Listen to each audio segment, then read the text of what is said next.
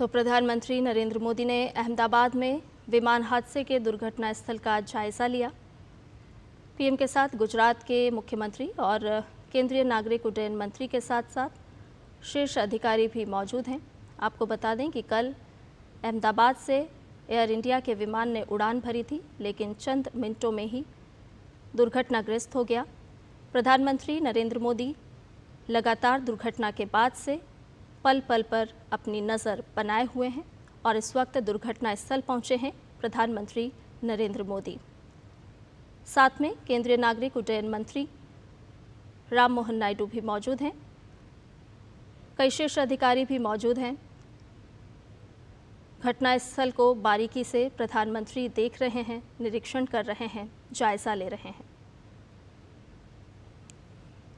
और ताज़ा जानकारी के साथ हमारे संवाददाता सुधाकर दास हमारे साथ जुड़ गए हैं।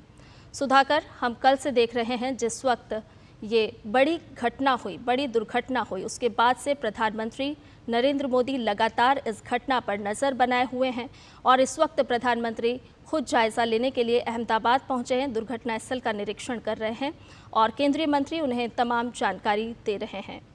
बिल्कुल, आपने सही कहा।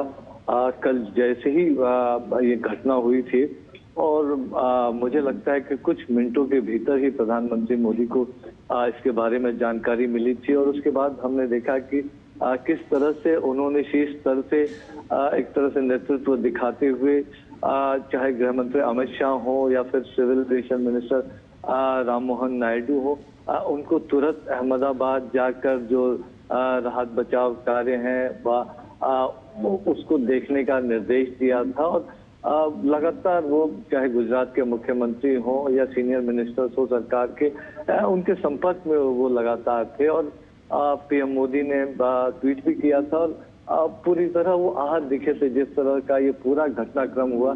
और आज सुबह ही वो अहमदाबाद पहुंचे और उसके बाद थोड़ी देर पहले उन्होंने जो क्रैश साइट था जहां ये दुर्घटना हुई थी, जहां एयर इंडिया का वो विमान गिरा था, उस घटना स्थल का पीएम मोदी ने निरीक्षण किया, पूरी जानकारी ली उन्होंने। तस्वीरों में हम लगातार देख रहे हैं कि एक एक जगह जाकर उन्होंने देखा किस तरह की वो परिस्थितियां रही होंगी, किस तरह से इन परिस्थितियों के बाद रेस्क्यू ऑपरेशन चलाया गया। तो बारीकी से उन्होंने समझने की कोशिश की।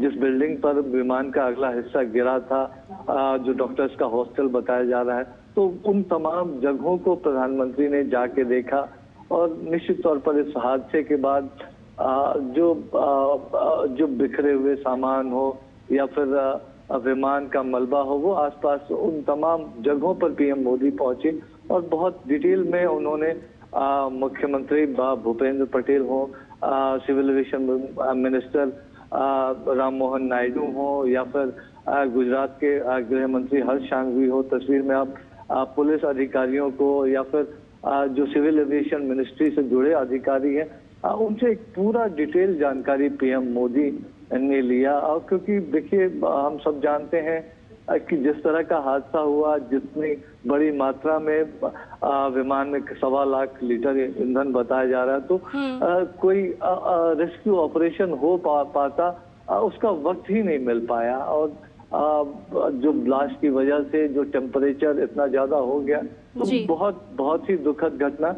लेकिन एक एक बारीकी को हम जानते हैं कि एक ऐसा घाव, खासतौर से जो लोग इस घटनाक्रम में मारे गए हैं, उनके परिजनों के लिए एक ऐसा घाव है जिसको जिंदगी भर भरना शायद वो ना भर पाए।